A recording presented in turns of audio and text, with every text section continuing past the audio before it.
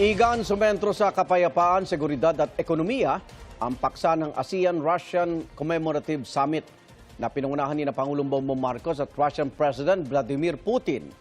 Samantala, sinabi ng Pangulo na nakatakda ng pauwiin sa Pilipinas ang 24 na Pinoy na na-detain sa Russia kasunod ng pulong nila ni Putin.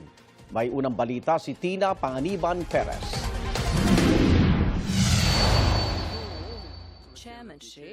Sa gitna ng bilateral meeting ni Pangulong Bongbong Marcos at Russian President Vladimir Putin sa Kazan, Russia, may isinangguni ang Pangulo tungkol sa 24 na mga Pinoy na nakadetain sa Irkutsk, Russia. I don't know if people are aware of this, but 24 Filipinos have been in detention in Irkutsk for how many months now? Nine months. Wala tayong balita. Hindi natin malaman kung ano ng kalagayan nila. As far as we know, hindi naman sila nakasuhan. As a request, especially speaking to the families, kung pwede naman, we can find a way that they be, we get some information about them. Una. Pangalawa, na makahanap naman tayo ng resolution. Siyempre, respetado natin ang batas ng Russia, respetado natin ang kanilang pamahalaan. Ngunit, kung may paraan, sana magawa natin. Nagulat daw si Putin nang malaman ito, pero mabilis namang umaksyon ang Pangulo ng Russia. Noong nag-bilateral meeting kami ni President Putin, binanggit ko ito. At nagulat din siya, sabi niya, hindi ko alam yan. Pag-aaralan namin, tingnan namin ang nangyayari. Sabi niya, nakita na namin yung sitwasyon. We found out where the 24 Filipinos are. We found out what the problem was with their case, with their situation. And first of all, he said, they have not been charged with any wrongdoing, but they have still been kept in detention for 9 months.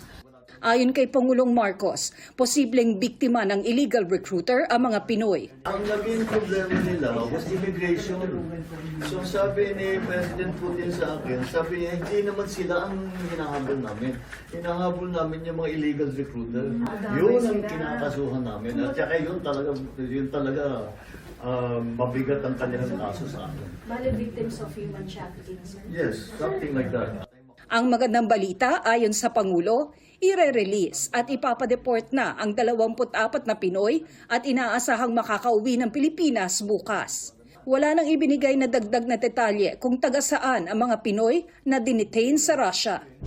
Kahapon nagbukas ang ASEAN-Russia Commemorative Summit sa Kazan Expo International Exhibition Center. Kabilang sa mga naging prioridad sa summit ang kapayapaan, seguridad at ekonomiya ng ASEAN at Russia.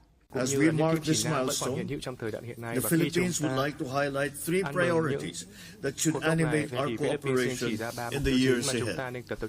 First, peace, security, and stability. Second, a more dynamic economic partnership. Food and energy security deserve a particular attention, as these are the foundations on which broader stability rests. And third, perhaps the most enduring, is our people. Mula po rito sa Kazan, Russia, Iz Kasani Rosia, Tina Panganiban Perez, Reportage, GMA News.